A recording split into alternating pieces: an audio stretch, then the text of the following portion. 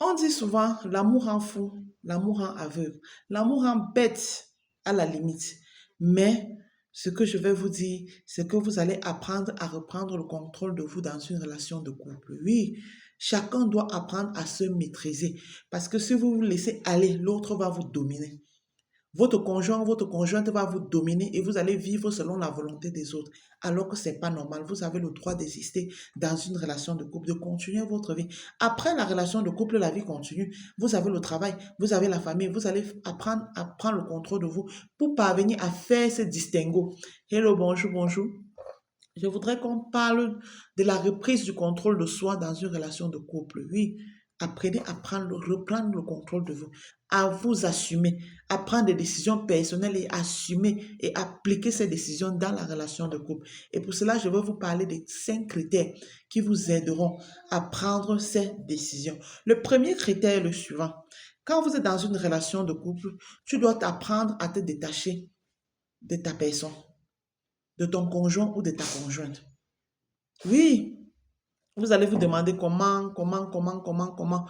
On apprend à se détacher de sa relation de couple pour le rendre plus amoureux. Si vous êtes du béni, oui, oui, du genre qui accepte tout, tout ce qu'il dit, tout simplement parce que vous ne voulez pas blesser votre conjoint, tout ce qu'il dit, vous acceptez. Mais sachez qu'il ne doit même plus vous prendre au sérieux. Il va comprendre en fait que vous êtes cette personne qu'on peut manipuler à tort et à travers. Ça veut dire que même dans la vie normale, vous n'êtes pas quelqu'un qui peut même dire non à quelqu'un d'autre. C'est pas parce qu'on est amoureux ou qu'on aime quelqu'un qu'on doit accepter tout ce qu'il dit. Non, on ne doit pas accepter tout ce qu'il dit. Pour le rendre plus amoureux, apprenez à vous détacher de lui. Vous n'acceptez pas d'abord tout ce qu'il dit. Apprenez à le confronter. Ce qu'il demande ou ce qu'il dit, demandez le pourquoi. Qu'il vous explique pourquoi il prend cette décision. Qu'il puisse prendre le temps de vous dire que je prends cette décision parce que vous essayez ensemble d'analyser et voir si la décision est bonne ou mauvaise afin de l'appliquer. La deuxième des choses, c'est quoi? Ne pas céder à toutes les volontés et les caprices de l'autre. Oui, c'est ça qui tue la relation de couple. Si au départ, vous apprenez à céder à tous les caprices ou la volonté de l'autre, c'est très, très négatif. Je dis bien très, très négatif. Cette relation doit vous conduire à la perte totale. Parce que vous allez comprendre quelque chose. Dans la relation de couple, on doit apprendre à s'accepter mutuellement. Et si le caprice de l'autre fait tout le temps dominer sur vous, vous allez apprendre à vivre sous couvert de cette personne. La personne doit vous faire ce qu'on appelle le chantage. Le chantage parce que vous avez commencé à accepter ses caprices à tort et à travers. On ne cède pas à n'importe quel caprice. Apprenez à dire non quand il le faut dire non. Que ce soit l'homme ou la femme, vous dites que non, ceci, ça ne marche pas. Et vous ne marchez pas réellement avec. Vous n'acceptez pas pour faire plaisir à l'autre. À bon entendeur, salut. L'autre que je voudrais vous parler, c'est quoi? Évitez que l'autre envahisse votre espace. Vous avez besoin de liberté dans votre vie de couple. Prenez votre indépendance d'abord personnelle. L'autre ne doit pas envahir. Je m'adresse ici particulièrement aux femmes.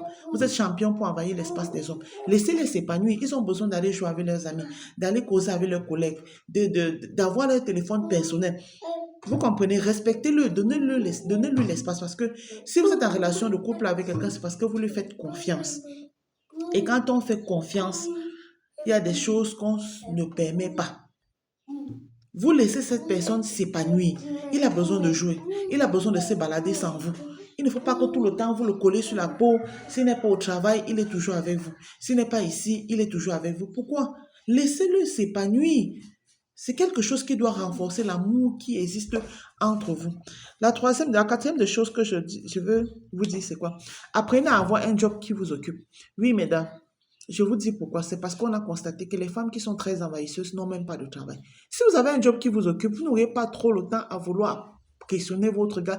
Apprenez à lui faire confiance. Si vous avez un job, cela va vous empêcher d'avoir toujours des pensées négatives sur ses sorties, avoir des pensées négatives sur tout ce qu'il fait.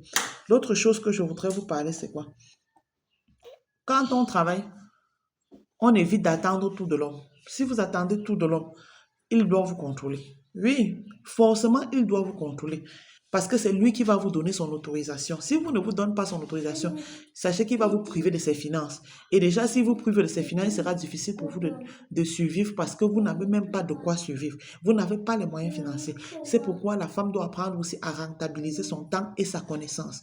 Apprenez à travailler, à apporter du vôtre dans votre relation, à apporter du vôtre pour vous épanouir et apporter du vôtre dans votre propre famille parce que vous avez d'abord une vie individuelle avant la vie de couple. À bon entendeur, salut.